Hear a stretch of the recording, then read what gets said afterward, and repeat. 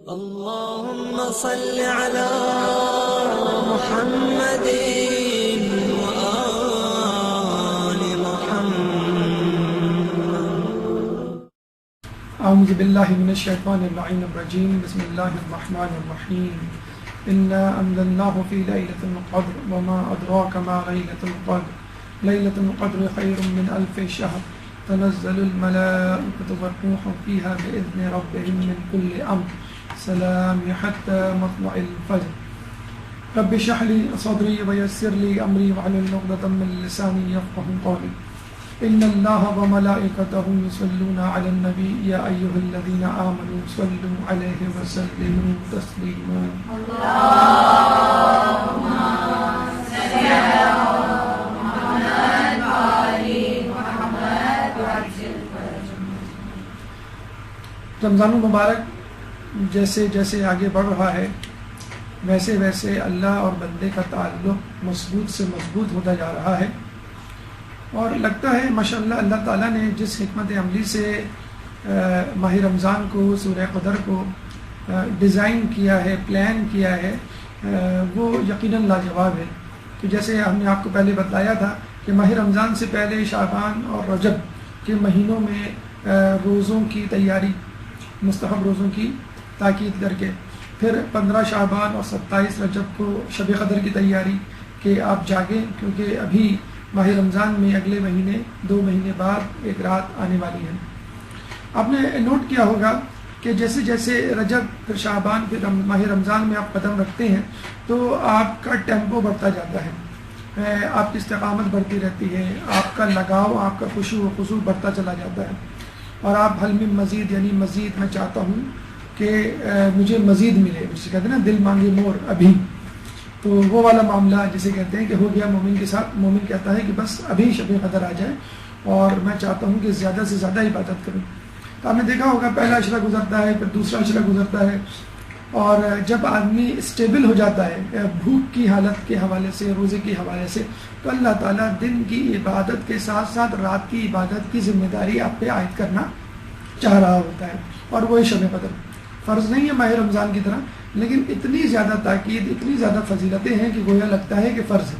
اور بے وقوف ہے، بد نصیب ہے، بہت ہی جسے کہتے ہیں کہ بے وفا ہے وہ شخص، جاہل ہے وہ شخص جو شب قدر کی فضیلتوں کو جاننے کے باوجود اس سے روگردانی کرے اور اس میں جاننے کی زحمت نہ کرے، اپنے آپ کو مشقت میں نہ ڈالے. تو ماہ رمضان کے آخری عشرے میں یہ رات رکھی گئی ہے، اور عموماً اس کو اخفاء کیا گیا ہے، کبھی طاق راتوں میں بتایا گیا، اور کبھی 21، 19، 23 میں، اور کبھی 22، 21 اور 23 میں، اور کبھی 23 میں. لیکن بہرحال ڈیفینیٹلی، ایکوریٹلی، اور جسے کہتے ہیں پریسائسلی جو ہے اس کو پن پوائنٹ نہیں کیا گیا کہ یہی رات ہے، بس اس میں جاگ لو، یہی شب قدر ہے.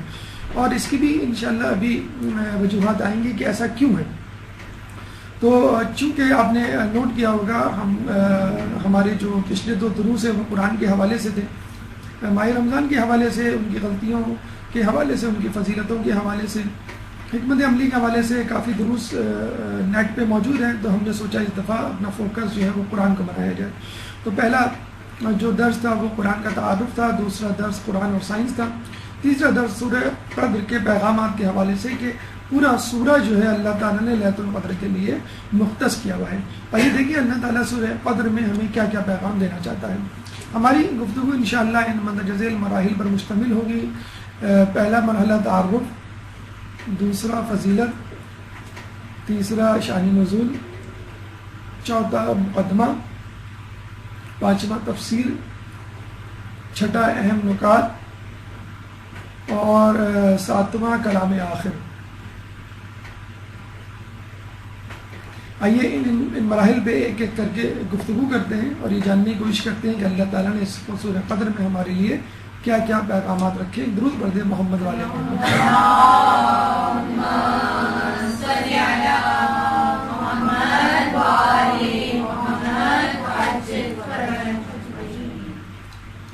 اس سے پہلے تعارف، پہلا مرحلہ وجہ اسمیہ.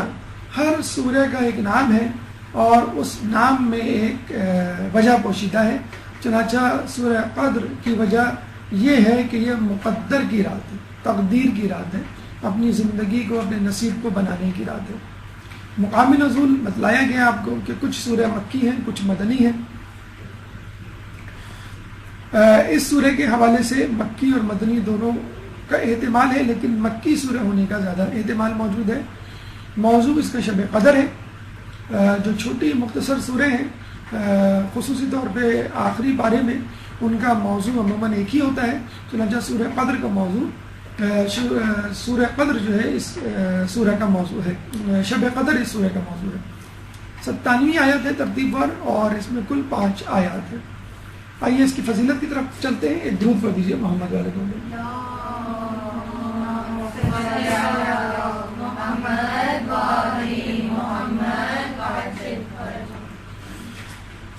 دیکھیے اگر دنیاوی حوالے سے اس کو تشبیہ دی جائے تو زیادہ آسانی سے بات سمجھ میں آ جائے کہ آپ کسی ریسٹورینٹ میں جاتے ہیں تو وہاں مختلف قسم کے کھانے ہوتے ہیں. مینیو ہوتا ہے 10 12 15 25 کھانے ہوتے ہیں اور بعض اوقات آدمی جو ہے ایک کھانا نہیں کئی کھانے کھانا چاہتا ہے.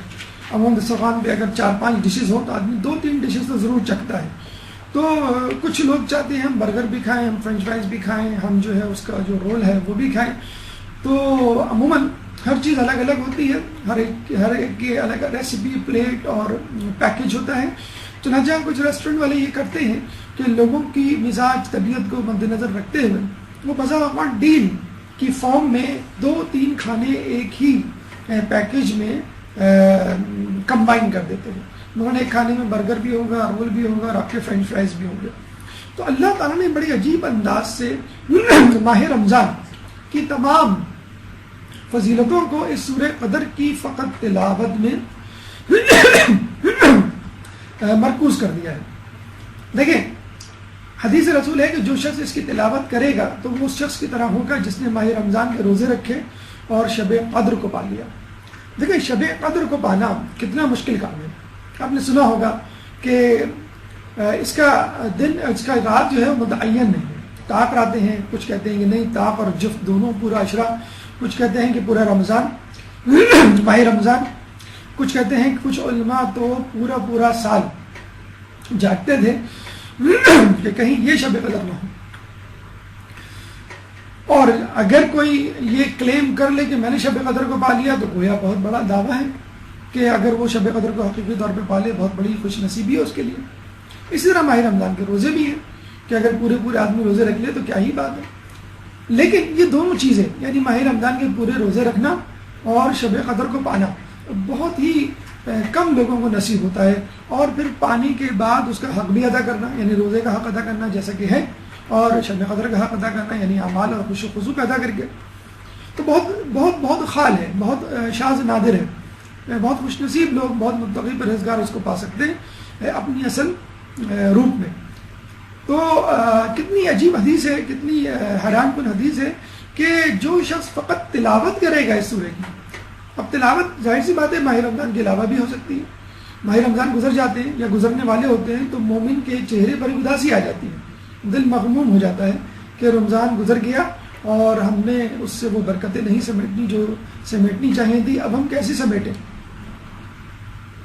تو اللہ تعالیٰ نے سورہ قدر کی تلاوت کی جسے کہتے ہیں کہ ضمن میں اس کا پورے رمضان کا جو ہے ثواب رکھ دیا کہ جو تلاوت کرے گا فقط اس کی اس کو ماہ رمضان کے روزے کا بھی ثواب ملے گا اور شب قدر کو پانے کا، صرف یہ نہیں کہ شب قدر کا ثواب، شب قدر کو پانے کا ثواب، وہ لطف انشاءاللہ وہ اٹھائے گا فقط اس سورے کی تلاوت سے. لیکن پھر وہی بات جو ہر سورے کی تلاوت کی فضیلت کے حوالے سے ہے کہ ضروری ہے کہ انسان مومن ہو، اہل بیت کا چاہنے والا ہو، ان کے نقش قدم پہ چلنے والا ہو، نیت رکھتا ہو اور یقین رکھتا ہو اور اس پر عمل کرنے کی پوری کوشش کرتا ہو. ایک اور ڈیل اللہ کی طرف سے کہ جو شخص سورہ انا انزلنا کو بلند آواز سے پڑھے وہ اس شخص کی مانند ہے جس نے راہ خدا میں تلوار کھینچی اور جہاد کیا، اور جو شخص اسے آہستہ اور پنہا طور سے پڑھے وہ اس شخص کی مانند ہے جو راہ خدا میں اپنے خون میں لت پت ہو. دیکھیں ویسے تو ہمارے یہاں نماز جہری ہے، نماز سری ہے کہ فجر، مغرب اور عشاء کی نمازوں میں سورہ فاتحہ اور اس کے بعد کی سورہ بلند آواز سے پڑھنی چاہیے مردوں کے حوالے سے، اور اس کے علاوہ جو 2 نمازیں اس میں سری یعنی ظہر اور عصر.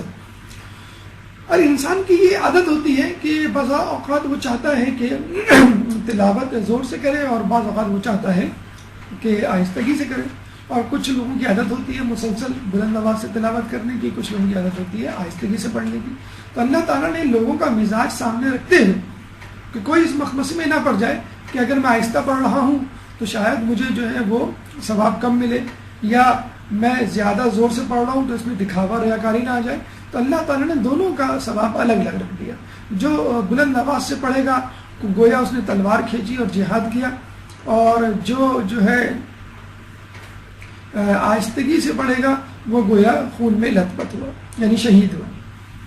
دیکھیں ہم میں سے کون ہے یہ جو دعویٰ کر سکتا ہے کہ ہم معصوم ہیں، میں معصوم ہوں، میں نے کوئی گناہ نہیں کیا. رمضان المبارک کے حوالے سے ہمیں ملتا ہے کہ بہترین عمل گناہ کا نہ کرنا ہے، گناہوں سے بچنا، یعنی کچھ کرنا نہیں، کچھ نہ کرنا. کتنا عجیب دیکھیں مذہب ہے، آپ کی انرجی کو سیو کر رہا ہے کہ کچھ کرنے سے کچھ نہ کچھ تو انرجی، ٹائم، توجہ آپ کی خرچ ہوگی. نہیں، کچھ نہ کرنا یعنی گناہوں سے بچنا. تو اگر رمضان المبارک میں بھی گناہ ہو جائے تو کتنا برا ہے انسان کے لیے کہ شیطان بند ہے پھر بھی گناہ کر رہا ہے. اور ہم میں سے کتنے لوگ ہیں جو کئی گناہ کر جاتے ہوں گے، لیکن پھر بھی بدترین شخص ہونے کے باوجود میں سمجھتا ہوں جو دیندار ہیں، مدرسے سے وابستہ ہیں، وہ 100-150 سے گناہوں سے زیادہ تو نہیں کرتے ہوں گے، 100 بھی نہیں کرتے ہوں گے. تو یہاں کہا جا رہا ہے کہ جو 10 مرتبہ سورہ انزلنا پڑھے گا وہ 1000 گناہ معاف کروائے گا. اس کا مطلب کیا ہوا؟ ایک سورہ انزلنا آپ کے 100 گناہ معاف کروا سکتی ہے. تو آدمی کو جب بھی یہ محسوس ہو کہ میں نے کوئی گناہ کیا ہے تو سورہ انزلنا پڑھ لے. اور کیا ہی اچھا ہے کہ انسان رات کو سونے سے پہلے سورہ انزلنا پڑھ کے سوئے کہ اگر ہم نے تقریباً 100 گناہ کیے تو وہ معاف ہو جائے. پھر امام فرماتے ہیں کہ جو شخص اس کو نماز فریضہ میں پڑھے گا اسے آواز پہنچتی ہے کہ تیرے سابق گناہ معاف ہو گئے.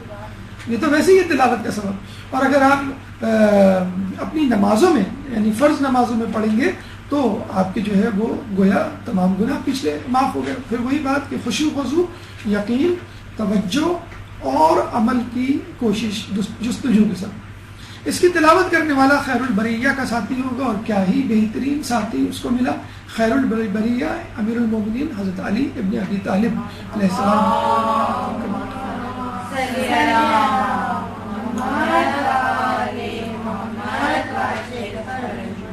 یہ لفظ قرآن میں استعمال ہوا ہے قرآن کی آیت میں، اور اللہ کے رسول نے خیر البریہ جو ہے وہ امام علی کی طرف منسوب کیا. بلکہ اصحاب نے جب پوچھا خیر البریہ کون، تو رسول نے جواب دیا کہ وہ جو اس وقت آنے والا ہے، اور اسی وقت جو ہے امام علی نمودار ہوئے.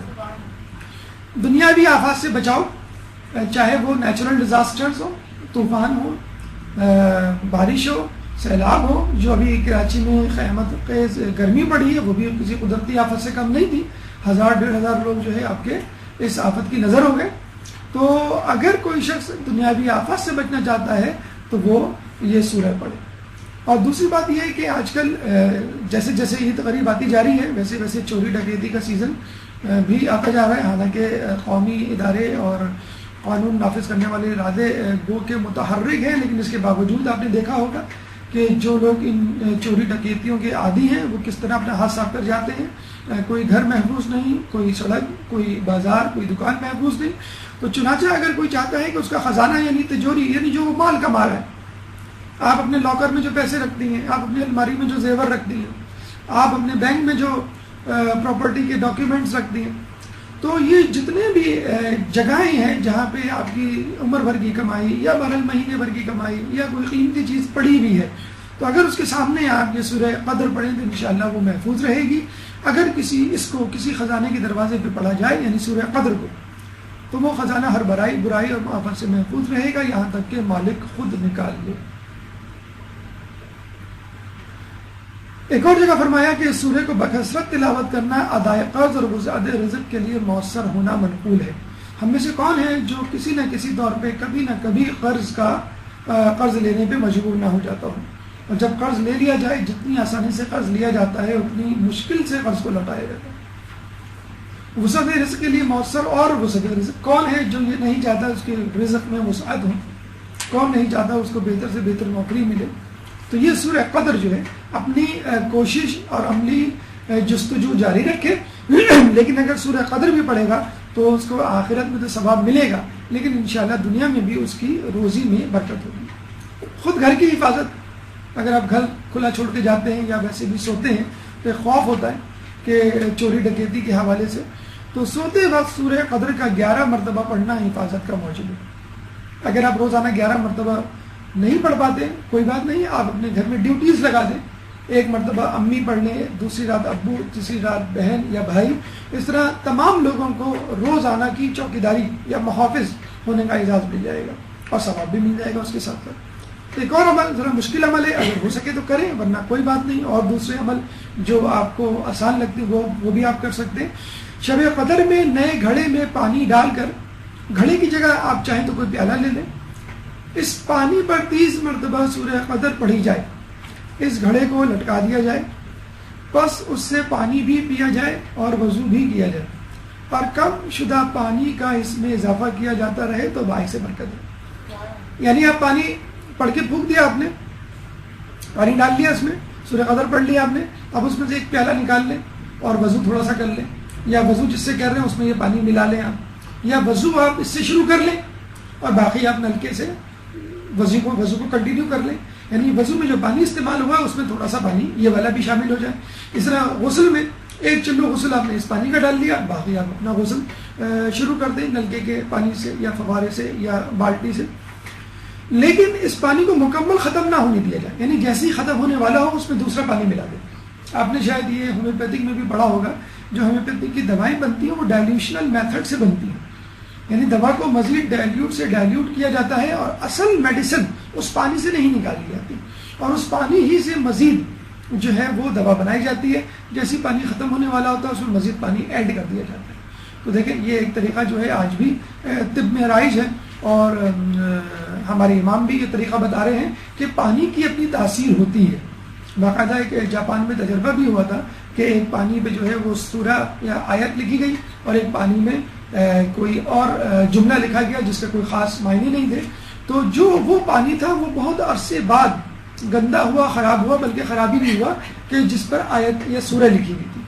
تو جو ہم چیزیں اپنے آس پاس دیکھتے ہیں ان چیزوں کے اثرات ہوتے ہیں، تو جو سورہ پڑھی جائے گی اس پانی پہ، وہ پانی اس سورہ کے اثرات کو جذب کرے گا، اور جب پانی ختم نہ ہو، چاہے تھوڑا ہی سا کیوں نہ رہ جائے، اس میں مزید پانی ڈال دیں تو وہ اثرات تھوڑے والے پانی سے تمام پانی میں پھیل جائیں گے۔ ہم میں سے کون ہے جس کے دشمن نہ ہو؟ مولانا علی نے ایک دفعہ کسی کی نماز جنازہ پڑھائی، جب واپس ہونے لگے تو کسی نے کہا کہ بہت اچھا شخص تھا، اس کا کوئی دشمن نہیں تھا۔ تو مولانا نے فرمایا اگر مجھے معلوم ہوتا تو میں اس کی نماز نہ پڑھاتا۔ یعنی یہ کیسے ممکن ہے کہ آدمی راہ راست پر ہو، صراط مستقیم پر ہو، اس کے چند ہی صحیح دشمن نہ ہو؟ تو ہم میں سے کون ہے جس کا کوئی دشمن نہ ہو؟ دوستوں میں دشمن موجود ہوتے ہیں، رشتہ داروں میں دشمن موجود ہوتے ہیں، محلے میں دشمن، کاروبار اور دفتر کی جگہ پہ دشمن موجود ہوتے ہیں۔ تو دشمن کے سامنے اگر آپ یہ پڑھ لیں سورہ تو آپ کو دشمن پر غلبہ ہوگا، کم از کم دشمن آپ کا کچھ بگاڑ نہیں سکے گا۔ بادشاہ اور حاکم وقت کے سامنے اس کو پڑھ کر جانا اس کی مغلوبیت کا باعث ہے۔ اگر دشمن کے سامنے جاتے ہوئے اس کو پڑھ کر جائے گا تو پڑھنے والا ظفریاب ہوگا۔ ایک اور سورہ غالباً آپ کو ہم نے بتلایا تھا، سورہ فیل کے بارے میں بھی ہے کہ اگر وہ دشمن کے سامنے پڑھی جائے تو دشمن پہ غلبہ حاصل ہوتا ہے۔ عموماً سواری پہ سوار ہونے کی دعا پڑھتے ہوں گے، سبحان الذی سخر لنا ھذا وما كنا له مقرنین۔ یہ پاک ہے وہ ذات کہ جس نے ہمارے لیے اس سواری کو مغلوب کیا۔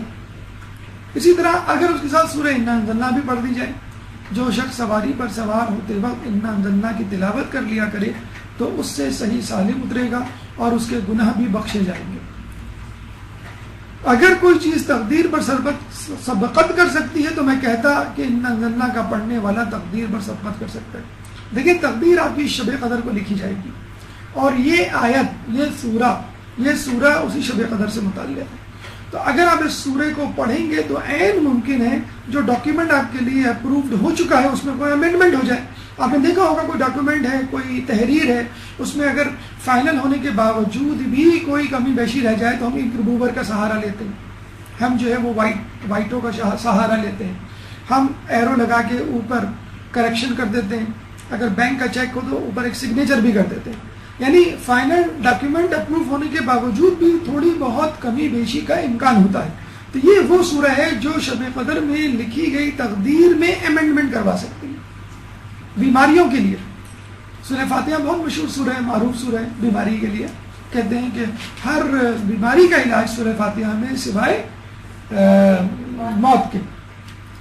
اگر اس سورہ کو نئے برتن پر لکھا جائے اور صاحب لقوا کہتے ہیں سیریبرل پالسی، کہ جس میں منہ ٹیڑھا ہو جاتا ہے، جبڑا جو ہے ایک طرف دھلک جاتا ہے سیدھی یا الٹی طرف، اور فوری طور پہ اس کا علاج نہ کیا جائے، کورٹیزون کی انجیکشن لگتے ہیں. اگر علاج نہ کیا جائے تو پھر وہ لقوا جو ہے، وہ ٹیڑھا پن جو ہے وہ مستقل بھی ہو سکتا ہے. اگر اس سورہ کو نئے برتن پر لکھا جائے اور صاحب لقوا اس کو نظر کرے تو اللہ تعالیٰ اس کو شفا عطا فرمائے گا. بے اولاد کے لیے اولاد نرینہ کی خواہش. دیکھیے کیا چیز نہیں ہے اس سورہ میں. اس تقدیر والی رات میں، شب قدر میں بھی کیا چیز نہیں ہے. پوری تقدیر تو اللہ تعالیٰ آپ کو دے رہا ہے، آپ کی پسند کی تقدیر دے رہا ہے، لیکن اس کے باوجود بھی سورہ قدر کی صورت میں پوری تقدیر آپ کو دے رہا ہے کہ بے اولاد لوگ جو ہے اس سورہ کو پڑھیں تو اولاد نرینہ کی انشاءاللہ ان کو خوشخبری ہوگی. ولادت میں جو تکلیف ہوتی ہے، آج کل سیزیرین سیکشن بہت زیادہ عام ہے، نارمل ڈلیوری ختم ہو چکی ہے. اب جو ہے وہ اسپائنل کارڈ میں انجیکشن دے کے ڈلیوری کرائی جاتی ہے. نہ جانے کیوں مائیں جو ہیں وہ ولادت کا درد جو ہے وہ سہنے کے لیے تیار نہیں. بعض اوقات کوئی کمپلیکیشن نہیں ہوتی، فقط مائیں اس درد سے بچنا چاہتی ہیں جو زچگی کی وجہ سے ہوتا ہے. حالانکہ حدیث میں ایک بڑی عجیب حدیث اور موجود ہے اس حوالے سے، اسی درد کے حوالے سے، کہ ایک شخص نے کہا کہ میں نے اپنی ماں کو پورا حج کروایا ہے اپنے کندھے پہ بٹھا کر. تو رسول نے فرمایا کہ تو نے تو اس ایک درد کا بھی حق ادا نہیں کیا کہ جو اس نے تجھے جنم دیتے ہوئے سہا. تو یہ اتنا جسے کہتے ہیں کہ ماں جو 9 مہینے اپنے پیٹ میں لیے رہتی ہے، پھر زچگی کا درد ہے، پھر جو دودھ پلاتی ہے. ایک جگہ یوں بھی آیا ہے کہ کیوں ماں کو 3 درجے زیادہ فضیلت ہے باپ پر. ایک تو حمل کے وقت اس کو لیے رہتی ہے 9 مہینے، پھر 2 سال دودھ پلاتی ہے، اور زچگی کا درد. یہ 3 عمل، یہ 3 تکالیف ایسی ہیں جو کوئی بھی کبھی بھی باپ انجام نہیں دے سکتا. قبر کا ساتھی ہے. آپ نے نماز وحشت پڑھی ہوگی، بلکہ ابھی جو ہمارے عالم دین کا انتقال ہوا ہے اس کے لیے جو سرکولیشن SMS کی ہوئی تھی، اس میں شب نماز وحشت کا بھی تذکرہ تھا ہاشم جعفری صاحب کا. تو اس میں آپ دیکھیں طریقہ جو ہے وہ یہی ہے کہ مومن کی قبر کی پہلی رات اس کے لیے 2 رکعت نماز، پہلی رکعت میں سورہ فاتحہ کے بعد آیت الکرسی، اور دوسری رکعت میں 10 مرتبہ انا انزلنا. اس کے بعد اس نماز کو میت کو بخش دے. اسی وقت 1000 فرشتے بہشتی ہلے، یعنی بہشتی لباس لے کر آئیں گے، قبر کو وسعت دیں گے، پڑھنے والے کو بھی اجر عظیم عطا کیا جائے گا. تو یہ یقینی ہے کہ جب آدمی کسی کے لیے دعا کرتا ہے تو پہلے وہ شخص سزاوار ہے اس دعا کا. یعنی آپ کہتے ہیں اللہ تعالیٰ فلاں کے رزق میں برکت دے، تو اللہ تعالیٰ آپ کے رزق میں پہلے برکت دے گا، پھر بعد میں اس کے رزق میں برکت دے گا. اس کی بیماری کو دور کر دے تو پہلے اللہ تعالیٰ آپ کی بیماری کو دور کرے گا. دشمن رشتہ داروں کے لیے دعا کرنا بہت زیادہ ثواب کا عمل ہے، بہت زیادہ قبولیت دعا کا جو ہے باعث ہے کہ اللہ تعالیٰ آپ اپنے دشمن کے لیے دعا کر رہے ہیں تو اللہ تعالیٰ آپ وہی دعا آپ کے حق میں کیوں نہیں قبول کرے گا. مومن کی قبر پہ آپ نے دیکھا ہوگا اکثر جب قبرستان سے واپس آتے ہیں تو آنے سے پہلے جو ہے وہ انگلی رکھ کے، یا ویسے ہی مومن کی قبر پہ 7 مرتبہ انا انزلنا پڑھتے ہیں. اس کے پڑھنے سے صاحب قبر اور پڑھنے والا دونوں بخشے جائیں گے. آپ نے اس کے بخشنے کے لیے دعا کی، اللہ تعالیٰ نے آپ کو بھی بخش دیا. تو یہ میت کی پہلی رات کی وحشت قبر، نماز وحشت قبر ہے، بڑی اندوناک ہوتی ہے. اور امام نے فرمایا کہ اپنے مردے پہ صدقہ دے کر رحم کیا کرو، اگر صدقہ نہ دے سکو تو مذکورہ طریقے سے نماز ہدیہ کیا کرو.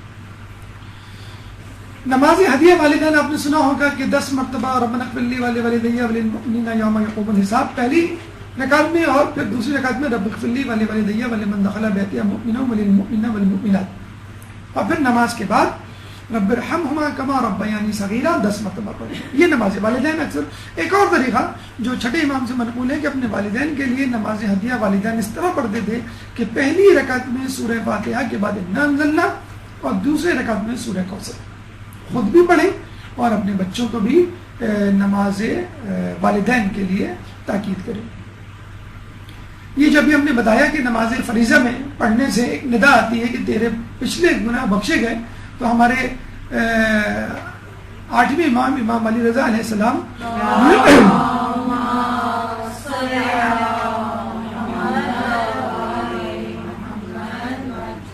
شب و روز کی تمام نمازوں میں پہلی رکعت میں سورہ فاتحہ کے بعد سورہ قدر اور دوسری رکعت میں سورہ توحید پڑھا کرتے تھے.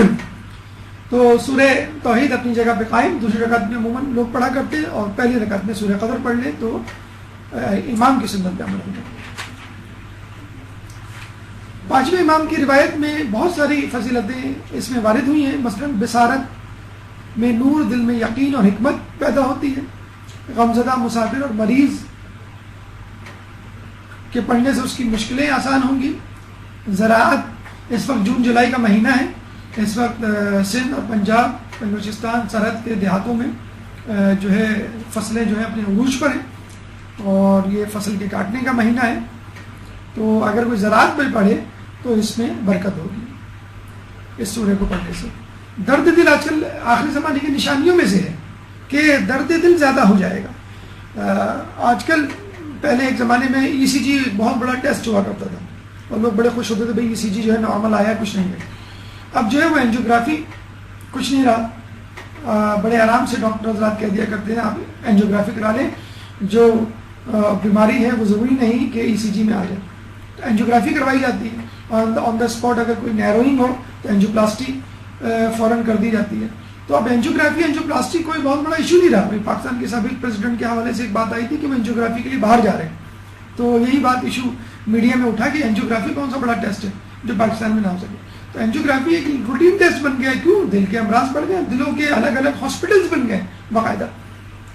تو ہمارا فیٹی فوڈ کا کھانا اور ہمارا بیجا ریسٹ اور بیجا سٹریس یہ مین فیکٹرز ہیں.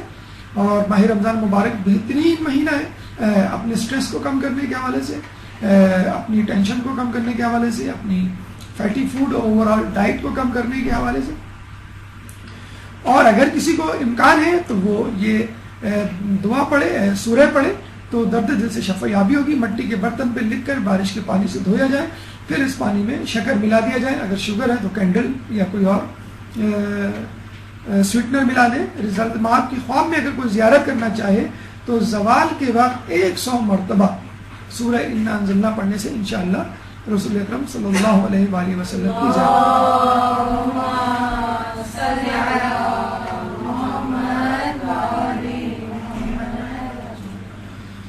مولا کی روایت میں بلبا نٹ شیل باٹم لائن اس سورہ کے حوالے سے بہت خوبصورت انداز سے، بہت منتخب کلمات کے چناؤ کے حوالے سے اس روایت میں موجود ہے کہ سورہ قدر کو قرآن کا ثمر کہا گیا، قرآن کا خزانہ، فقراء کا خزانہ، کمزوروں کی مدد، تنگ دستوں کی کشادگی، مومن کی عصمت، نماز گزاروں کی ہدایت، قرآن کا سردار، علم کا سردار، قرآن کی زینت، عبادت گزاروں کا خیمہ، حضرت رسالت مآب کے بعد حجت. اتنا زیادہ ثواب کوئی ایسا ثواب نہیں لگتا ہے کہ جو اس میں سمیٹ نہ دیا گیا ہو.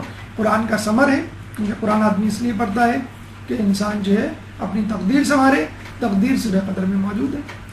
قرآن کا خزانہ ہے، قرآن کا خزانہ یہی ہے کہ انسان تزکیہ نفس کرے، اپنے آپ کو بہتر بنائے. سورہ قدر میں یہ خزانہ موجود ہے. فقراء کا خزانہ ہے، یعنی دولت. اس سورہ کو پڑھنے سے دولت اور وسعت رزق میں اضافہ ہوتا ہے، رزق میں اضافہ ہوتا ہے. کمزوروں کی مدد، جیسے ہم نے بتلایا ہے کہ دشمنوں پہ غلبہ، تنگ دستوں کی کشادگی، مومنوں کی عصمت، نماز گزاروں کی ہدایت، خود قرآن کا سردار. بہرحال اس میں تمام کم و بیش ثواب شامل ہو گیا ہے جو ایک مومن اپنے ذہن میں لا سکتا ہے. اب آئیے اس سورہ کے شان نزول کی طرف چلتے ہیں. ایک درود پڑھ دیجیے محمد والے کو.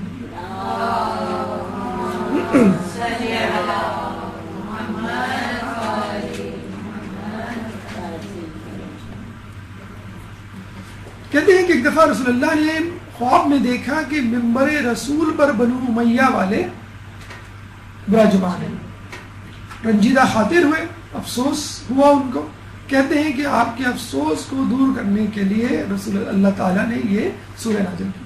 اور کئی سورہ ہیں جو اللہ تعالیٰ نے اپنے رسول کی تسلی کے لیے، مثلا سورہ کوثر، جب لوگوں نے آپ کو مقتون نسل دم بریدہ قرار دیا، نعوذ باللہ، سورہ کوثر نازل ہوئی. سورہ نصر فتح مکہ کی خوشخبری لیے ہوئے نازل ہوئی. اس کی دلیل کیا ہے اور کیا کمپیٹیبلٹی ہے, کیا لنک ہے بنو امیہ کی حکومت میں؟ سورہ قدر میں بنو امیہ کی حکومت 80 سال قائم رہی تقریباً, اور 80 سال کو اگر آپ 12 سے ملٹیپلائی کریں تو یہ 1000 مہینے بنتے ہیں. اور شب قدر میں بھی یہی ہے کہ یہ 1000 مہینوں سے بہتر ہے, اور اسی شب قدر کی فضیلت میں یہ سورہ نازل ہوئی. ایک اور بیک گراؤنڈ شان نزول, ایک دفعہ جب اصحاب کو پتہ چلا کہ بنی اسرائیل میں ایک شخص تھا جس کا نام تھا شمسون, 1000 مہینے تک لباس جنگ زیب تن کیا رہا. اسے کہتے ہیں نا کہ اگر خواتین زیور پہنے تو یہ ان کی زینت ہوتی ہے, اسی طرح مرد اگر ہتھیار باندھے اپنے جسم پر, لباس پر, تو وہ ان کی زینت ہوتی ہے. آپ نے پرانی موویز میں امیر مختار اور غریب طوس اور دیگر موویز میں دیکھا ہوگا کہ عموماً یہ مسلمان جو ہے وہ مرد جو ہے وہ تلوار جو ہے حمائل کیے رہتا ہے اپنے لباس میں. اگر وہ اس لباس کے میں یعنی تلوار کے ساتھ ساتھ اس زرہ کو بھی پہن لے جو میدان جنگ میں پہنی جاتی ہے, تو گویا وہ بالکل ہی تیار ہے مرنے کے لیے, یعنی وہ اس وقت اپنے آپ کو میدان جنگ میں تصور کر رہا ہے. تو جو تلوار نہ باندھے اس کو بزدل سمجھا جاتا تھا, جو تلوار باندھے اس کو بہادر, اور جو زرہ پہنے رہے اس کو تو بہت ہی بڑا بہادر. آپ نے شاید امیر مختار کی مووی میں دیکھا ہوگا, اس کا جو ساتھی تھا وہ ہمیشہ جو ہے وہ زرہ پہنے ہوئے رہتا تھا. خود امیر مختار بھی جب قیام کا انہوں نے جو ہے ارادہ کیا, تو 1000 سال تک زرہ پہنے رہنا بہت بڑا کمال ہے. مطلب لوہے کی زرہ آپ سمجھ لیں, اگر آپ کوئی موٹا لباس بھی پہن لیں, یہ جو لان کے اشتہار آتے ہیں وہ اسی لیے آتے ہیں کہ گرمیوں میں آپ پتلے کپڑے پہنیں. یہ جو موٹا لباس اگر کوئی پہن لے, مثلا کوئی سویٹر پہن کے گھومے, جیکٹ پہن کے گھومے, تو آپ اس کو کتنا بے وقوف آدمی کہیں گے. تو اگر کوئی شخص 1000 سال تک زرہ پہنے, وہ بھی لوہے کی, جو کہ گرمیوں اور سردیوں یکساں پہننا پڑے گی اس کو, تو گرمیوں میں اس کو کیا برا حشر ہوگا. لیکن بہرحال ایک بڑی فضیلت تو ہے, اللہ تعالیٰ اس کو اس کا صلہ تو دے گا کہ وہ اپنے آپ کو میدان جنگ میں جہاد میں محسوس کر رہا ہے. تو ہاں, صحابہ نے بہت شدید خواہش کا اظہار کیا کہ کاش ہم بھی اس طرح 1000 سال تک میدان جنگ میں اپنے آپ کو محسوس کریں اور زرہ پہنے. لیکن ممکن نہیں ہے 1000 مہینے تک کہ پوری زندگی آدمی زرہ پہنے رہے. تو کہتے ہیں کہ اللہ تعالیٰ نے سورہ قدر نازل کی کہ جس کو پڑھ کے آپ 1000 سال کی عبادت, جہاد جو کہ عبادت ہے, اس کا ثواب پا لیں. اس کے علاوہ بنی اسرائیل کے 4 افراد تھے جنہوں نے 1000 مہینے تک ایک گناہ نہیں کیا. ہم یہاں کہتے ہیں کہ گناہ کے بغیر ہم زندگی کیسے گزاریں. روایتوں میں آیا ہے کہ آخری زمانے میں جب انسان گناہ نہیں کرے گا تو غمگین ہوگا. جس دن گناہ نہیں کرے گا غمگین ہوگا. اور یہ اب تقریباً وتیرہ بن چکا ہے. جس دن آپ ٹی وی نہ دیکھیں آپ کو لگتا ہے کہ دن ہی نہیں گزرا, بڑا موڈ اور بڑا بورنگ ڈے. جو میوزک سننے والے ہیں وہ میوزک نہ سنیں کسی دن رات کو سونے سے پہلے جسے کہتے ہیں, تو وہ گناہ ہی نہیں کیا. محفل میں بیٹھے اگر غیبت کر کے نہ اٹھیں تو وہ مزہ ہی نہیں آیا, فائدہ کیا ہوا گپ شپ کا. تو بنی اسرائیل کے 4 افراد نے 1000 مہینے تک کوئی گناہ نہیں کیا. شاید آپ کو پہلے بھی بتایا ہو کہ بنی اسرائیل میں اگر کوئی 30 سال تک 1000 مہینے تک ترک گناہ کیا, 30 سال تک اگر کوئی گناہ نہیں کرتا تھا تو بادل کا سایہ اس کے اوپر آ جاتا تھا. یہاں 80 سال تک انہوں نے ترک گناہ نہیں کیا. تو آپ اندازہ لگا لیں. پھر صحابہ نے شدید خواہش کا اظہار کیا کہ کاش ہم بھی ایسے ہوتے, لیکن ممکن نہیں ہے. تقریباً اس چھوٹی سی زندگانی میں جو آپ 57 ایئرس پاکستان میں جو ایوریج ایج ہے 60-70 سال کی زندگی میں, کیسے آدمی 1000 مہینے تک جو ہے پورا مکمل طور پہ اپنے آپ کو روزے میں یا عبادت میں گزارتا. روایتوں میں آیا ہے کہ اگر کوئی شخص خوش اخلاقی کا مظاہرہ کرے تو بالکل ایسا ہی ہے جیسے اس نے دن میں روزے رکھے اور رات میں شب داری کی. کتنا آسان طریقہ ہے دن بھر رات بھر اور عمر بھر عبادت میں گزارنا. تو جب یہ 4 افراد کا سنا تھا صحابہ جو ہے بڑے قسم سائے, تو اللہ تعالیٰ نے سورہ کو نازل کیا کہ اس سورہ کو پڑھو اور تمہیں بنی اسرائیل کے ان نوجوانوں, ان عابدوں, ان مجاہدوں کیا جو ہے وہ ثواب مل جائے گا جو 1000 سال تک 1000 مہینے تک جو ہے وہ زرہ پہنے رہے اور 1000 مہینے تک انہوں نے کوئی گناہ نہیں کیا. یہ جو اس کا پس منظر تھا، شان نزول تھا. اب آئیے سورہ کے حوالے سے چند مقدماتی باتیں پھر اس کی تفصیل انشاءاللہ. ایک درود پڑھ دیں محمد والے محمد.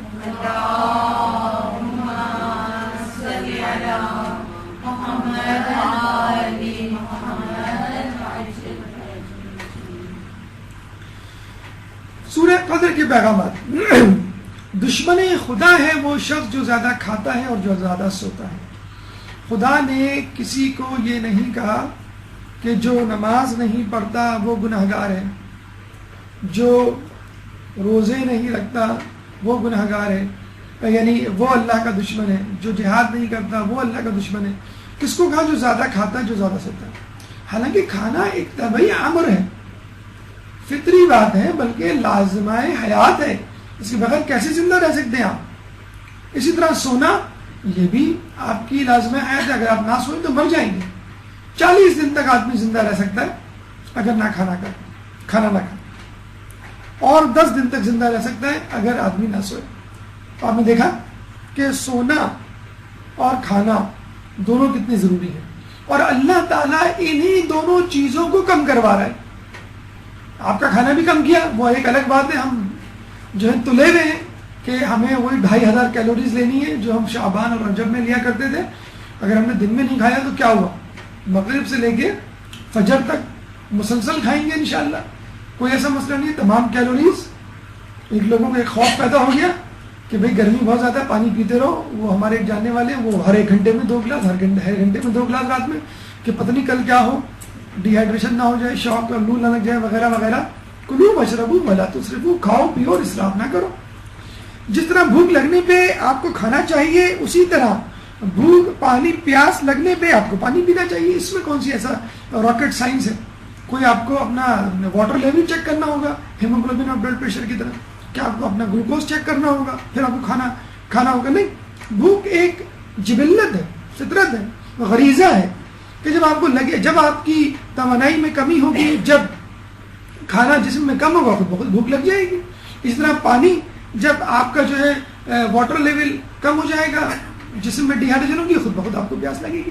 زیادہ کھانا اور زیادہ سونا دونوں جو ہے اللہ کے دشمن بنانے کے لیے آپ کو تیار کرتے ہیں. لیکن افسوس کے ساتھ کہنا پڑتا ہے کہ جن 2 چیزوں کے لیے اللہ تعالیٰ نے ہمیں اس ماہ رمضان سے نوازا، یہی 2 چیزیں آج کل مومنین کر رہے ہوتے ہیں. آپ جو ہے وہ سحری کے بعد سوئے، پھر ظہر میں اٹھے، پھر ظہر پڑھی، پھر سوئے، پھر افطار میں اٹھے، ٹی وی دیکھا، اس کے بعد پھر رات میں پھر سوئے. تو جن کی چھٹیاں ہیں، یا خواتین عموماً، یا وہ لوگ جو دفتر سے جلدی گھر آ جاتے ہیں، چھٹیاں لیے ہوئے ہیں، عموماً دیکھا یہ گیا ہے کہ وہ اپنا گھر کا ٹائم یا تو ٹی وی میں فضولیات جو پروگرامات آ رہے ہیں ان کو دیکھ کے، جن کا کوئی سر پیر نہیں، جو سراسر آپ کو لہو و لعب اور گناہ کی طرف لے جا رہے ہیں، وہ دیکھتے ہوئے گزارتے ہیں یا سوتے ہوئے. تو خدا را ان 2 چیزوں کو ٹارگٹ رکھیے، کن 2 چیزوں کو؟ کہ رمضان میں کم کھانا ہے اور کم سونا ہے. ہمارے ایک دوست ہیں، انہوں نے جو ہے وہ ڈائٹ پلان بنایا، تو ماہ رمضان میں ڈائٹ پلان بنایا. تو وہ ماہ رمضان میں افطار کے وقت چھولے کھایا کرتے تھے، وائٹ چھولے جو ہوتے ہیں، سفید چنے، وہ بھگو کے، اور وہ بھی جسے کہتے ہیں کہ وہ باقاعدہ مرچیں اور چٹنی وغیرہ ڈال کے نہیں، سادے. اس بندے نے پورا مہینہ ایسا گزارا، نہ سحری نہ کھانا، فقط افطار میں ایک بول ہوتا تھا، پیالہ، اس میں چنے ہوتے تھے، اور ماشاءاللہ کیا ویٹ ریڈیوس کیا. اللہ ان کو جو ہے مزید ویٹ ریڈیوس کرنے کی توفیق عطا فرمائے. لیکن اگر یہ فوکس انسان اپنے تقوی کے حوالے سے کر لے تو weight reduction, maintenance of health اور ہائپر ٹینشن، ڈائبٹیز، یہ سب چیزیں تو آپ کو سائڈ افیکٹ تحفتاً ملیں گی. جسے کہتے ہیں نا کہ آپ جاتے ہیں ڈٹرجنٹ لینے، اس کے ساتھ جو ہے وہ ایک جوس یا ایک چاکلیٹ آپ کو مل جاتی ہے، یہ اس کے ساتھ فری ہے، اسپون مل جاتا ہے، یہ اس کے ساتھ فری ہے. آپ کولڈ ڈرنک لینے جاتے ہیں، گلاس مل جاتا ہے، یہ اس کے ساتھ فری ہے. تو یہ اس کے ساتھ ملیں گی، اس کی فکر نہ کریں. آپ پلیجر آف اللہ جسے کہتے ہیں نا، تقرب الہی، قربتاً اللہ جو ہم کہتے ہیں، بس اس کی فکر کریں. اس کی فکر کریں گے تو اللہ تعالیٰ دنیا دے ہی دے گا. آخرت زیادہ امپورٹنٹ ہے، وہ کما لیں، دنیا خود بخود مل جائے گی. اس کے علاوہ اب یہ کہ انسان کیا کرے جب اللہ تعالیٰ کا دشمن بننے کے لیے تیار ہے وہ، تو مولا فرماتے ہیں اپنی آنکھوں کو بیدار رکھو، شکموں کو لاغر بناؤ اور جسموں کو اپنے نفسوں پر نثار کر دو. دیکھیں وہی ہے جو ماہ رمضان میں آپ کو کرنا ہے، آنکھوں کو بیدار رکھنا ہے لیلۃ القدر کی تلاش میں، شکموں کو لاغر بنانا ہے بھوکا رہ کے، اور جسموں کو نفسوں پہ نثار کر دو، یعنی جسمانی ضرورت کو نفس کی ضرورت پر قربان کر دو۔ جسم کمتر ہے، نفس یا روح برتر ہے، کمتر چیز برتر کے لیے قربانی دیتی ہے، جیسے پانی درخت کے لیے قربانی دیتا ہے، درخت پانی استعمال کرتا ہے، درخت جانور کے لیے قربانی کرتا ہے، جانور درخت کھاتا ہے، جانور انسان کے لیے ذبح ہوتا ہے، انسان کو اللہ کے لیے قربانی دیں گے۔ کیسے قربانی دیں گے آپ؟ اپنے جسم کو قربان کر کے، یعنی مادی ضروریات، کھانا پینا، سونا، بولنا، گپ شپ کی محفلیں، نظروں کی حفاظت، یہ تمام چیزیں آپ کی جسمانی ضرورتیں، جسمانی لذتیں، ان کو ایک اور حدیث میں اسی طرح کا مفہوم تھا، اور آگے ایک اور ٹکڑا تھا، شاید کہ تم اس طرح ملاء الاعلیٰ سے بھی آگے نکل جاؤ، یعنی جو اعلیٰ ترین مقام ہے اس سے بھی آگے نکل جاؤ، زمین کی وسعتیں، سمندر اور صحرا اور چاند ستارے تو بہت دور کی بات، ملاء الاعلیٰ سے بھی آگے نکل جاؤ۔ کس طرح؟ آنکھوں کو بیدار رکھ کر، شکموں کو لاغر رکھ کر، اور جسموں کو یعنی خواہشات کو قربان کر کے۔ شب بیداری کیوں افضل؟ شب بیداری دو زندگیوں میں سے ایک ہے۔ دن میں انسان لوگوں کے ساتھ معاملات میں مشغول ہوتا ہے، عموماً ریاکاری کا غلبہ ہوتا ہے، عموماً حسد کا غلبہ ہوتا ہے، انسان وہی کچھ کرتا ہے جو زمانے میں ہو رہا ہوتا ہے، اسی طرح سلوک کرتا ہے جس محفل میں بیٹھا ہوا ہوتا ہے۔ افضل ترین عبادت یاد خدا میں آنکھوں کا بیدار رہنا، لیکن جب رات ہوتی ہے تو انسان کے پاس آپشن ہوتا ہے، چاہے تو وہ نماز شب پڑھے، چاہے تو وہ ٹی وی کے پروگرام دیکھے، چاہے تو وہ تلاوت قرآن کرے، چاہے تو وہ چیٹنگ کرے۔ تو رات انسان کو اپنے اصل حلیے میں لے آتی ہے، انسان کو بے نقاب کر دیتی ہے، انسان کو اپنی اصلیت بتلا دیتی ہے۔ لوگوں کے سامنے تو ہر انسان کی کوشش ہوتی ہے کہ میں نیک بن کے رہوں، لیکن اکیلے میں، تنہائی میں امتحان اس کا اصل امتحان ہوتا ہے کہ جب کوئی نہیں دیکھ رہا ہوتا۔ اور یہ بھی کہا گیا تنہائی کے گناہ کے حوالے سے کہ تنہائی کے گناہ سے ہوشیار رہو، کہ کیوں کہ جو گواہ ہے وہ قاضی بھی ہے، یعنی اللہ قاضی ہے ہمارے اوپر، اور وہ گواہ بھی ہے، دیکھ بھی رہا ہے۔ تو جب تم اللہ سے نہیں گھبراتے اور شرماتے تو لوگوں سے کیوں شرماتے؟ کون جاگتا ہے؟ جسے خوف ہوتا ہے وہ راتوں کو جاگتا ہے، اور جو راتوں کو جاگتا ہے وہ منزل تک پہنچ جاتا ہے۔ آگاہ رہو، اللہ کا مال بہت مہنگا ہے، خبردار اللہ کا مال بہشت ہے۔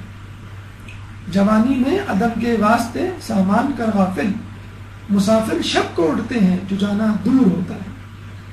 تو شب کو اٹھنے والے وہ لوگ ہیں جن کو بہت دور جانا ہے، جنت بہت دور ہے، جہنم تو بہت قریب ہے۔ آپ کچھ نہ کریں، جہنم مل گئی آپ کو، 2 قدم پر ہے، لیکن جنت دور ہے، اس کے لیے مشقت اٹھانی پڑے گی آپ کو۔ قرآن کی گواہی ہے ایسے لوگوں کے لیے، ان کے پہلو بستر سے الگ رہتے ہیں اور وہ اپنے پروردگار کو خوف اور طمع کی بنیاد پر پکارتے رہتے ہیں۔ لائٹ چلی جائے، اکثر جاتی ہے کراچی میں، نوٹ کیا ہوگا آپ نے، پتہ چل جاتا آپ کو کہ لائٹ چلی گئی، آپ پہلو بدلتے رہتے ہیں، کبھی کھڑکی کھولتے ہیں، کبھی دروازہ کھولتے ہیں، کبھی اے سی کا سوئچ آف کرتے ہیں، کبھی پنکھے کا سوئچ آن آف کر کے بار بار 2-3 مرتبہ چیک کرتے ہیں کہ لائٹ آئی کہ نہیں آئی، پھر سوتے ہیں، پھر اٹھتے ہیں۔ اللہ کا خوف دل سے نکل جائے، اللہ کی یاد دل سے نکل جائے، اس کا احساس نہیں ہوتا۔ لائٹ چلی جائے ہمیں فوراً احساس ہو جاتا ہے، پنکھا بند ہو جائے فوراً احساس ہو جاتا ہے، ایمان میں کمی ہو جائے کبھی احساس نہیں ہوتا۔ اے سی کول نہیں کر رہا، بھائی پنکھے چلاؤ، کیا مسئلہ ہے، اے سی والے کو بلاؤ، اس کی کولنگ ٹھیک نہیں ہے۔ ایمان میں کمی ہو جائے انسان کو احساس نہیں ہوتا، کبھی اس ایمان کی کمی کی وجہ سے وہ پہلو نہیں بدلتا۔ بدلتے ہیں، بدلنے والے بدلتے ہیں، ان کا تذکرہ قرآن میں موجود ہے، لیکن کتنے ہیں؟ بہت شاذ، بہت نادر۔ دیکھیے 11 مہینے اللہ تعالیٰ سے آپ نے کٹی کی، بچے نہیں کہتے کٹی ہوئی تم سے، ہم تم سے بات نہیں کر رہے، اور یہ جو کٹی تھی، یہ جو جھگڑا تھا وہ ہماری طرف سے تھا، اللہ کی طرف سے نہیں تھا۔ اللہ نے تو ہمیشہ اپنے بڑے پن کا، جسے کہتے ہیں کہ مظاہرہ کیا، ہاتھ بڑھایا دوستی کا۔ 11 کے 11 مہینے، اور اس مہینے تو گویا گلے ملنے کے لیے تیار ہے، آپ کو ہاتھ سے پکڑ کے کھینچنے کے لیے تیار ہے کہ بھئی آؤ میری طرف۔ تو خدا را 11 مہینے اگر آپ نے کٹی کی تو آپ 12ویں مہینے سے دوستی کر لیں. تو روزہ اس کے بعد شب بیداری اس بات کی علامت ہے کہ اللہ مسلسل آپ کو آگے بلا رہا ہے کہ دیکھو میری بات مان جاؤ، میں تمہیں بخشنے کے لیے. زمانی بچے کو پکڑ پکڑ کے دوا پلا رہی ہوتی ہے اور بچہ نہیں پی رہا ہوتا، کبھی اس کو لڈو میں ڈال کے دے رہی ہوتی ہے، کبھی جو ہے وہ کسی اور چیز میں ڈال کے دے رہی ہوتی ہے، شربت میں ڈال کے سیرپ دے رہی ہوتی ہے. ایک ماں نے اپنے بچے سے پوچھا بیٹا وہ لڈو کھا لیا تھا؟ تو بچے نے کہا کھا لیا تھا اور گٹھلی پھینک دی تھی. یعنی لڈو میں جو دوا کی میڈیسن ڈال کے دی تھی گولی، اس کو اس نے گٹھلی سمجھ کے پھینک دیا. تو ایسے مومنین بھی ہوتے ہیں تو روزے رکھتے ہیں، شب قدر میں جاگتے ہیں، لیکن جو اصل مغز ہے خوشی و خضوع نیت، اس کو گٹھلی سمجھ کے پھینک دیتے ہیں. بھائی اس کی کیا ضرورت؟ نت نئے لطیفے بنائے ہوئے ہیں، نت نئے لہو و لعب کے طریقے بنائے ہوئے ہیں، فنی ویڈیو کلپس ہیں وہ بھیجی جا رہی ہیں دوسرے کو، نت نئے پروگرامات چینلز دیکھے جا رہے ہیں کہ کس طرح ٹائم پاس ہو. اب آئیے اس سورہ کی تفسیر کی طرف ایک درود پڑھ دیجیے محمد والے محمد.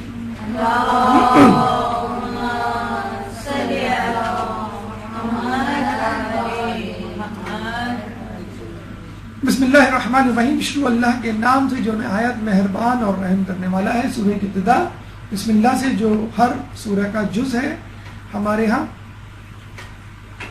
انا انزلناہ فی لیلۃ القدر، ہم نے اس قرآن کو شب قدر میں نازل کیا. انا یعنی بے شک، انزلنا نازل کیا، اور انزلنا کا مطلب ہے ایک ساتھ نازل کیا. تنزیل کا مطلب ہے بتدریج نازل کیا.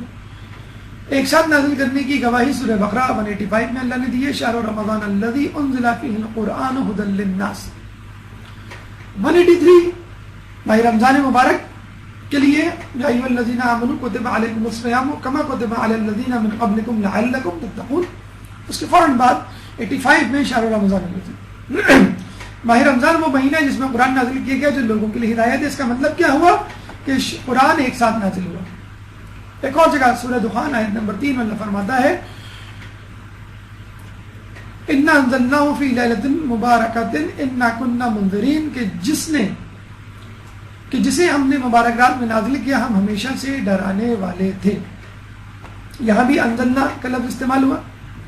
اس کا مطلب یہ ہوا کہ قرآن دفعی یعنی ایک دم نازل ہوا ان آیات کی روشنی میں. کس طرح؟ قلب پیغمبر پہ نازل ہوا ایک ساتھ.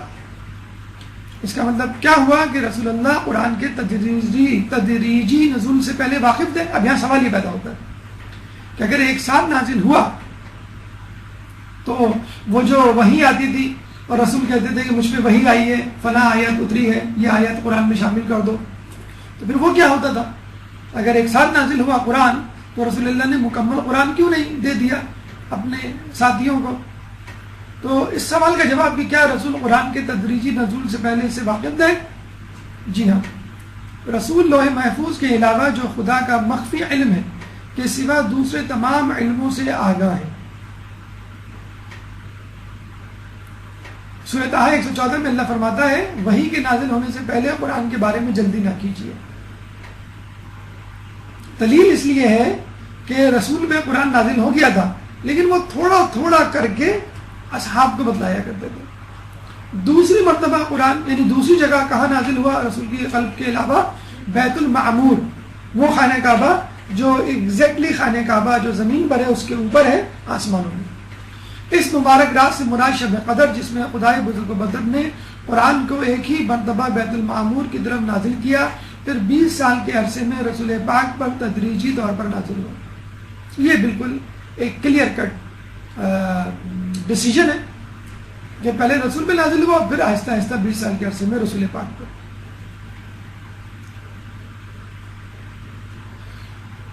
جی تیسری جگہ قرآن کہاں نازل ہوا؟ لوح محفوظ کے نچلے آسمان پر. الف بے جیم، یہ 3 مقامات ہیں کہ جہاں پر جو ہے وہ قرآن یکدم نازل ہوا.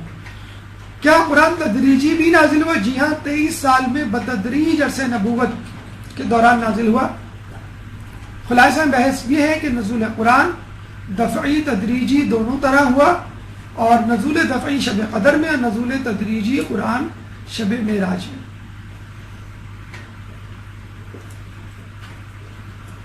دفعی شب قدر میں، اور نزول تدریجی یعنی قرآن کا نازل ہونا جو شروع ہوا شب معراج سے، اور ایک دم شب قدر میں بھی نازل ہوا۔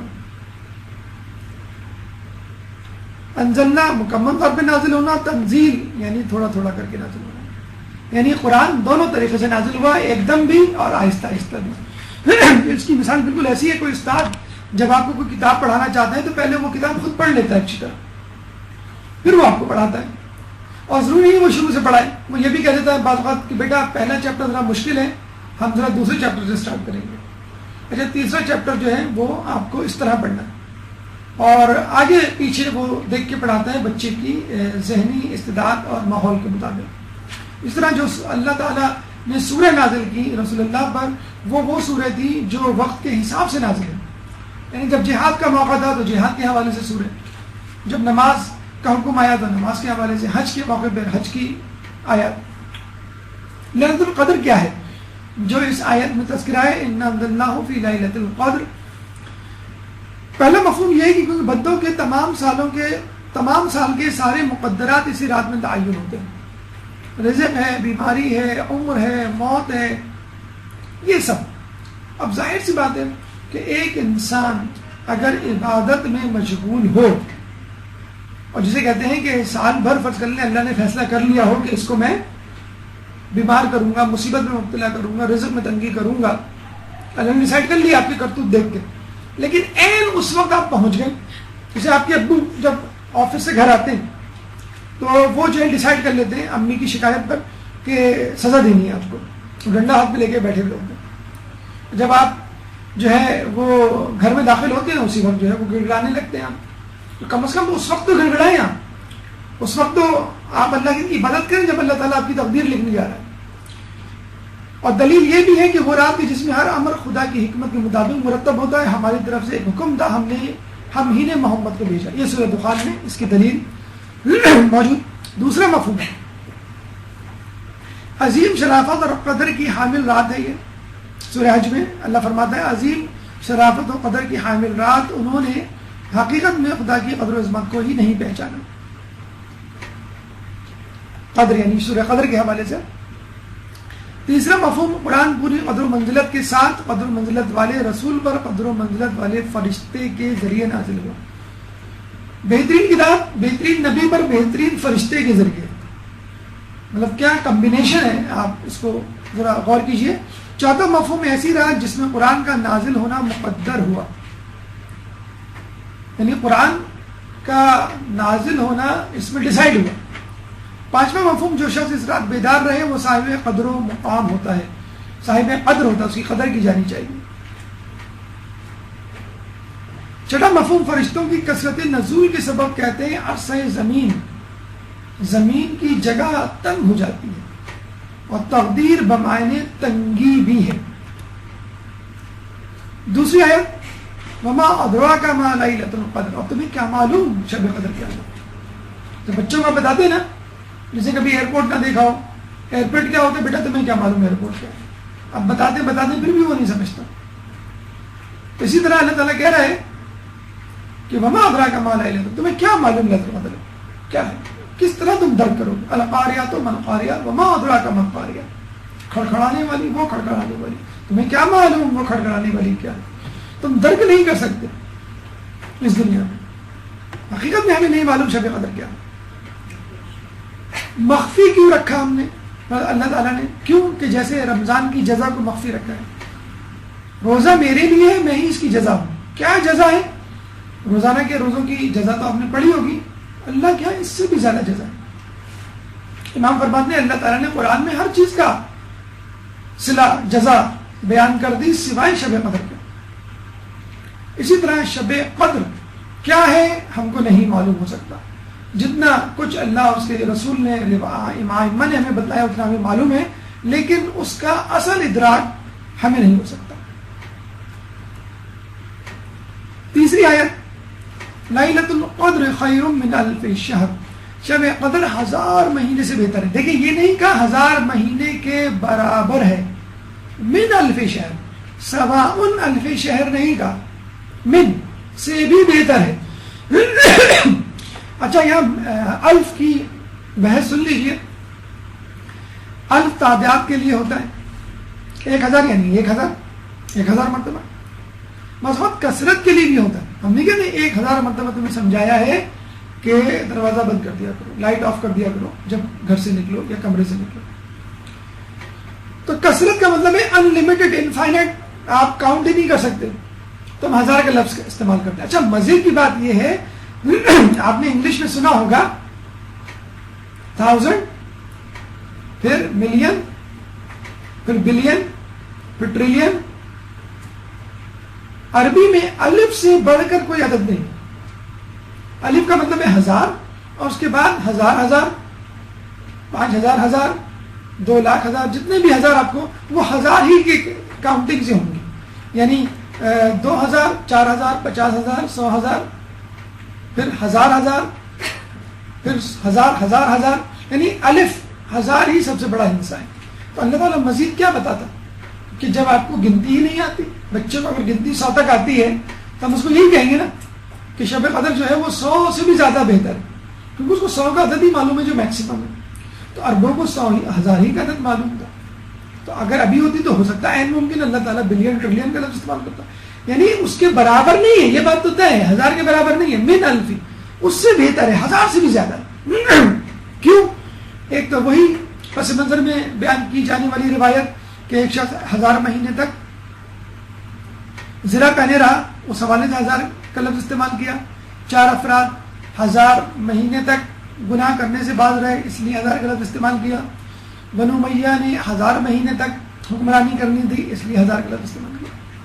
چوتھی آیت, تنزل الملائکۃ والروح فیہا بإذن ربہم من کل امر.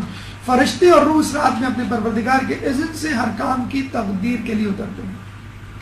کون اترتا ہے؟ فرشتے اور روح. یہ تنزل کی تفسیر ہے, اور اگر آپ کو انگلش گرامر سے شدھ بدھ ہو تو پرفیکٹ کنٹینیوس کا ٹینس ہے. فرشتے اور روح اترتے رہے ہیں اور اترتے آ رہے ہیں. اتر رہے تھے, اترے تھے اور اتر رہے ہیں, یعنی ابھی تک ان کا سلسلہ جاری ہے. یہ نہیں کہ فقط ایک رات ایسی تھی, ایک وجہ, ایک دور ایسا تھا جب فرشتے اترتے, نہیں, اب بھی اتر رہے. روح کو الگ سے تذکرہ کیا انہوں نے. تنزل الملائکۃ والروح, ملائکہ اور روح. روح سے مراد جبرائیل امین بھی ہے, اور ایک مفہوم کے مطابق وحی بھی ہے, جیسے اللہ فرماتا ہے وَكَذَلِكَ أَوْحَيْنَا إِلَيْكَ رُوحًا مِّنْ أَمْرِنَا. جیسے کہ ہم نے گزشتہ انبیاء پر وحی کی تھی, اسی طرح سے تم پر بھی اپنے فرمان سے وحی کی ہے. تیسرا مفہوم, روح ما فوق الفطرت مخلوق. اب وہ فرشتے بھی ہو سکتے ہیں, کوئی اور بھی ہو سکتے ہیں. امام فرماتے ہیں کہ جبرائیل اور ملائکہ سے بھی ہٹ کے کوئی تیسری ان سے بھی بڑی مخلوق ہے. کیوں؟ آپ فرماتے ہیں جبرائیل اور ملائکہ میں, جبرائیل ملائکہ میں سے ہے, یعنی جبرائیل تو ملائکہ میں سے ہے, اور روح ملائکہ سے بھی زیادہ عظیم ہے. کیا خداوند تعالیٰ یہ نہیں فرماتا ملائکہ اور روح نازل ہوتے ہیں؟ اس کا مطلب ہے روح فرشتے سے بھی افضل کوئی مخلوق. من کل امر, اس کا مطلب ہے نزول ملائکہ اور معین شدہ تقدیر کا ائمہ کے ذریعے نفاذ. یعنی جو کچھ ہر انسان کے ساتھ ہونے والا ہے, جو کچھ من حیث مجموعی لوگوں کے ساتھ ہونے والا ہے, اس کا پورا ڈاکیومنٹری پروف تحریر شدہ مواد ائمہ کے پاس آتا ہے. اور دوسرا مفہوم یہ ہے کہ فرشتے غیر معین شدہ تقدیر لاتے ہیں, یا خود فرشتے نازل ہوتے ہیں اس کلام کو زبانی تقدیر کو سنانے کے لیے. 5ویں آیت, سلام ہی حتی مطلع الفجر. یہ ایک ایسی رات ہے جو طلوع صبح تک برکت و رحمت سے پر ہے. کیوں؟ دیکھیں, اس مہینے شیطان پابند زنجیر ہو جاتا ہے, خصوصاً اس رات. یعنی یہ سمجھ لیجیے ان کے جو بند ہیں, ان کے جو عقد ہیں, ان کی جو زنجیریں اور ٹائٹ کر دی جاتی ہیں.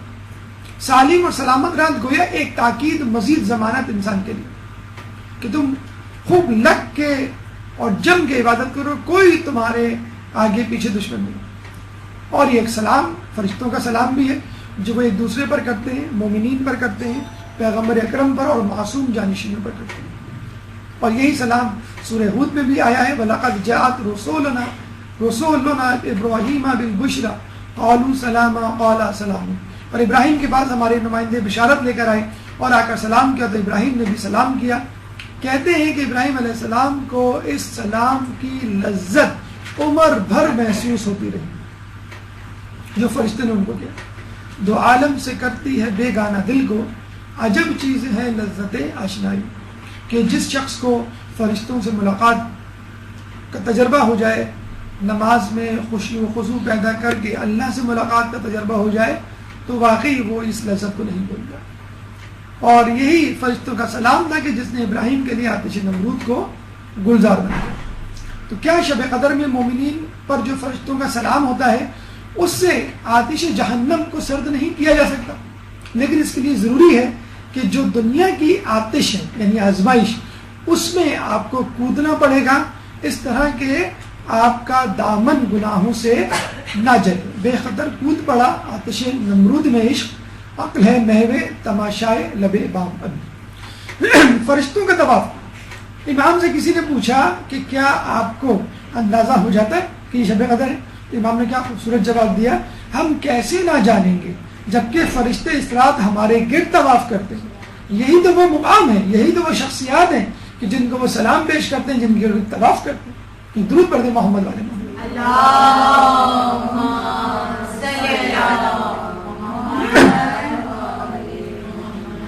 سورہ کی تفسیر اپنے اختتام کو پہنچی. اب آئیے چند اہم نکات بھی دیکھتے چلیں.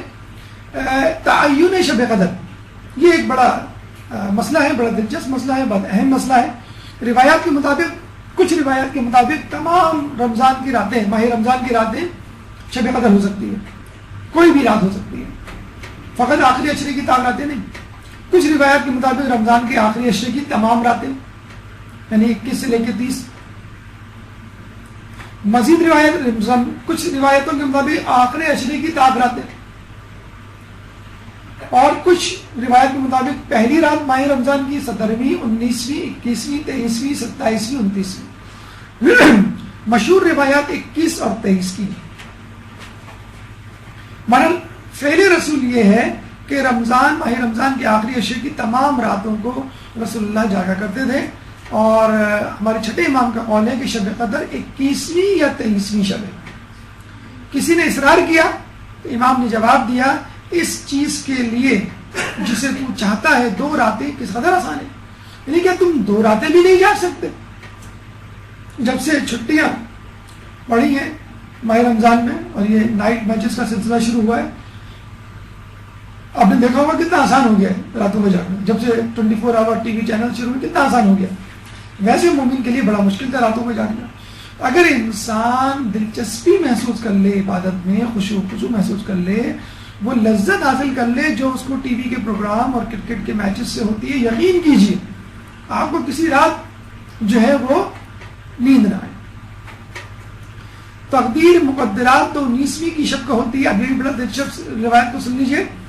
تقدیر مقدرات یعنی مقدرات تو 19ویں شب کو لکھ دیے جاتے ہیں، ان کا حکم 21ویں رات کو ہوتا ہے اور ان کی تصدیق اور منظوری 23ویں رات کو ہوتی ہے. یعنی 19، 21، 23 تینوں کو جاگیں، کیونکہ اسٹیپ بائی اسٹیپ. یعنی کہتے ہیں کہ بھائی فائل ایک افسر کے پاس جاتی ہے، پھر دوسرے افسر کے پاس، پھر باس کے پاس، پھر اس پہ سگنیچر کرتا ہے باس. تو بالکل ایسا ہی ہے، 3 اسٹیپس میں آپ کی تقدیر لکھی جاتی ہے. تو کیا ہی اچھا ہے کہ ہم تینوں راتوں کو جاگ لیں. بہرحال ہمارے نزدیک جو معتبر ترین یا جسے کہتے ہیں ممکن ترین جو شب ہے وہ 23ویں کی شب ہے. معین پھر بھی نہیں کیا گیا ہے، لیکن جو روایتوں کی روشنی میں علماء نے جو ڈیسائیڈ کیا وہ 23ویں کی شب ہے. لیکن بہتر یہی ہے کہ تمام راتیں جاگیں بشمول 19. 27ویں شب روایت اہل سنت کے مطابق ہے، لیکن ان کے یہاں بھی یہ روایت موجود ہے کہ طاق راتیں. اخفاء شب قدر، اللہ تعالیٰ نے شب قدر کو اخفاء کیوں رکھا؟ یہ بالکل ایسا ہی ہے کہ اللہ تعالیٰ نے اپنے غضب کو معاصی میں، گناہوں میں، کسی بھی گناہ کو کرتے ہوئے اللہ تعالیٰ کو جلا نہ سکتا. تو تمام گناہ سے بچنے کی کوشش کرنی چاہیے. پتہ نہیں کون سا گناہ آپ کو جہنم میں ڈال دے. دوستوں کو لوگوں میں، جس کو ہم دوست سمجھتے ہیں وضاحت وہ دوست نہیں ہوتا. چنانچہ بعض اوقات وہ شخص دوست بن جاتا ہے، دوست سے زیادہ کام آ جاتا ہے جو دوست نہیں ہوتا. تو ہر شخص کو اپنا دوست سمجھیے جب تک اب آپ کا دشمن نہ ہو جائے. اسم اعظم کو اپنے اسما میں، اسم اعظم اگر کسی کے پاس آ جائے تو وہ بہت بڑے کام کر سکتا ہے، معجزات کرامات اس کے ہاتھ میں آ جاتا ہے. آصف برقیہ کے پاس ایک اسم اعظم تھا تو وہ ملکہ بلقیس کا تخت اس کے محل سے سلیمان علیہ السلام کے محل تک پلک جھپکتے ہوئے لے آیا تھا. اور ہمارے امام کے پاس 72 اسم اعظم ہوتے ہیں. تو آپ دیکھ لیجئے آصف برقیہ کے معجزے کرامات میں اور ہمارے امام کے معجزے کرامات میں کتنا فرق ہوگا. اور کل 73 اسم اعظم. قبولیت دعا کو جمعے کے پورے دن میں کسی بھی وقت کسی بھی ساتھ، تو بہتر ہے کہ پورا جمعہ آپ ورد کرتے ہوئے گزاریں. موت کو کسی بھی وقت میں اگر معین ہو جائے موت آپ کو 60 سال میں آئے گی تو 49 سال 11 مہینے 29 دن آپ گناہ کریں گے اور آخری دن آپ تصویر لے کے بیٹھ جائیں گے اور اپنے آپ کو بخشوا لیں گے. تو موت کا خوف نکل جائے گا. ورنہ آپ دیکھ لیجیے ایک حادثہ ہو جائے آپ کا دل اچھل کے حلق میں آ جاتا ہے کہ اگر ہم اس جگہ ہوتے تو ہمارے ساتھ کیا ہوگا. علامات شب قدر آپ کو معلوم کرنی ہے تو کچھ علامات ہیں جو علماء نے منقول کی ہیں. ستارے عام راتوں سے زیادہ چمکدار ہوں گے. شہاب ثاقب بے شمار ہوں گے. شہاب ثاقب وہ ستارے ہیں جو کہ ٹوٹ کے گرتے ہیں، نظر بھی آتے ہیں بعض اوقات لوگوں کو. اور ہمارے یہاں کہا جاتا ہے کہ جب شیطان کوئی سن گن لینے جاتا ہے اللہ کے پاس تو فرشتے اس کو ستاروں سے مارتے ہیں اس کو بھگانے کے لیے. اور یہ عین ممکن ہے شب قدر میں، کیونکہ تقدیر لکھی جا رہی ہے. جیسے پیپر چیک ہوتے ہیں، ایگزامنر پیپر چیک کر رہا ہو یا پیپر بنا رہا ہو تو شیطان چاہتا ہے کہ معلوم کر لوں غیب کا علم تاکہ لوگوں کو اپنے علم سے معروف کروں. شمس بمثل قمر یعنی سورج جو ہے وہ قمر کی طرح ہوگا. آب چاہ شیریں یعنی کنویں کا پانی میٹھا ہوگا چاہے وہ کھارائی کنواں کیوں نہ ہو. موسم گرما خنک موسم خنک گرم یعنی سردی کا موسم ہوگا تو وہ دن سردیوں کے مقابلے میں گرم محسوس ہوگا. اور اگر گرمیوں کا موسم ہوگا تو وہ شب گرمیوں کے مقابلے میں ٹھنڈ محسوس ہوگی. گزشتہ امتوں میں شب قدر نہیں تھی. یہ رسول کی امت کی برکت ہے، یہ رسول کی امت کی بہت بڑی قدردانی ہے. اللہ کی طرف سے خدا نے میری امت کو شب قدر عطا کی. گزشتہ امتوں میں سے کسی کو بھی یہ نعمت نہیں ملی تھی. شب قدر 1000 مہینے سے بہتر ہے مگر عبادت کے ساتھ. کچھ لوگ کہتے ہیں کہ بھئی ہمیں رات کو سونا ہی سونا ہے، یا فرض کر لیں اس دن کوئی ایسی ایمرجنسی ہو جائے یا جاب ضروری ہو کرنا تو آدمی کیا کرے اگر پوری رات نہ جاگ سکے. تو امام فرماتے ہیں رات کے پہلے حصے میں سو لینے میں کوئی امر مانع نہیں ہے، اور اس کے بعد عبادت میں مشغول ہو جاؤ. یعنی سائنس بھی یہی کہتی ہے کہ انسان کا جو سونے کا ہارمون ہے میلاٹونن ہارمون وہ شروع میں خارج ہوتا ہے اور اس کے بعد رات کے آخری حصے میں درمیانی حصے میں کم ہوتا چلا جاتا ہے. تو اگر آپ جو ہے وہ شروع کے حصے میں سو جائیں یعنی افطار کر کے نمازیں پڑھ کر 1 گھنٹہ 2 گھنٹہ اگر بہت زیادہ نیند ہے اور آپ کو معلوم ہے کہ بھئی اگر میں نے نہیں سویا، اگر میں نہیں سوئی تو میں مسلسل جاگنے کی وجہ سے شاید 1-2 گھنٹہ عبادت کر پاؤں گی پھر سو جاؤں گی. تو اول شب سے بہتر ہے آخری شب یعنی رات کے دوسرے حصے میں جاگنا اور عبادت کرنا. قرآن شب قدر میں کیوں؟ اس لیے کہ قرآن کائنات کے امور کا تعین کرتا ہے اور شب قدر انسانوں کے امور کا تعین کرتی ہے. دونوں تقدیرات کے لیے بنائی گئی. ایک اہم نقطہ لوگوں کے ذہن میں سوال آتا ہے، جیسے آغا آیت اللہ خوئی آیت اللہ سستانی کے حوالے سے راتیں مختلف ہیں تو کیا کریں. تو اصل میں شب قدر ایک رات ہے جو گھومتی ہے. یعنی فرض کر لیں ابھی جو ہے پاکستان میں 5 بج رہے ہیں تو کینیڈا میں اس وقت 5 بج رہے ہوں گے رات کے، امریکہ میں 4 بج رہے ہوں گے رات کے. تو شب قدر وہاں ہے اور اس کے بعد شب قدر جو ہے 12 گھنٹے بعد یہاں آ جائے گی. تو وہ ایک سایہ ہے، جیسے ایروپلین آپ نے دیکھا ہوگا کبھی آپ کے گھر کے اوپر سے گزرے تو اس کا سایہ گزرتا ہے. اگر ایروپلین انچولی سے گزر رہا ہے تو پہلے انچولی پہ سایہ ہوگا، پھر جو ہے وہ بولٹن مارکیٹ، پھر سمندر، پھر اس کے بعد دبئی، پھر دوسرے شہر، دوسرے ممالک. تو اسی طرح شب قدر بھی ایک سایہ ہے، سمجھیں ایک نور ہے، ایک برکت کا سفر ہے جو چل رہا ہے دنیا کے ایک حصے سے دوسرے حصے کی طرف. ہوتی ایک ہی مرتبہ ہے لیکن مختلف جگہوں پر مختلف اوقات. کلام آخر یاد رکھ لیجئے کہ پیش منظر، پس منظر اور پردہ غیبت تینوں الگ الگ چیزیں. پیش منظر یعنی جو کچھ ہو رہا ہے ہمیں نظر آ رہا ہے ہمارے آس پاس کے ماحول میں، ٹی وی پہ، میڈیا پہ، محفلوں میں، وہ سب عوام الناس کے لیے ہے، اس پہ کام نہ دھریے. پس منظر کو دیکھیے کہ ماہ رمضان کی اصل حقیقت کیا ہے. یہ کھیل لہو و لعب کے پروگرامات سے آپ کو ماہ رمضان کی فضیلت نہیں پتہ چلے گی، درس و دروس سے پتہ چلے گی، قرآن پڑھنے سے پتہ چلے گی. تو پس منظر خواص الناس کے لیے ہوتا ہے. اور پردہ غیبت جو نظر ہی نہیں آتا، اپنے وقت پر نظر آئے گا، اس سے پہلے نظر نہیں آ سکتا، وہ مقربین کے لیے.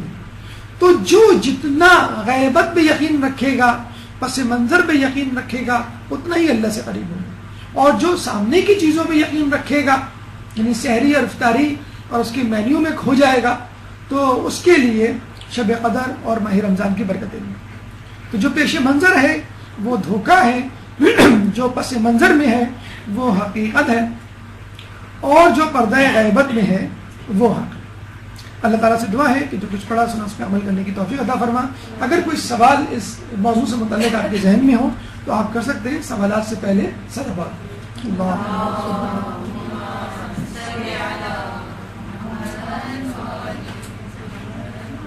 اللجن اللجن اللجن اللجن يا مولا اللجن اللجن اللجن اللجن اللجن اللجن اللجن يا صاحب السماء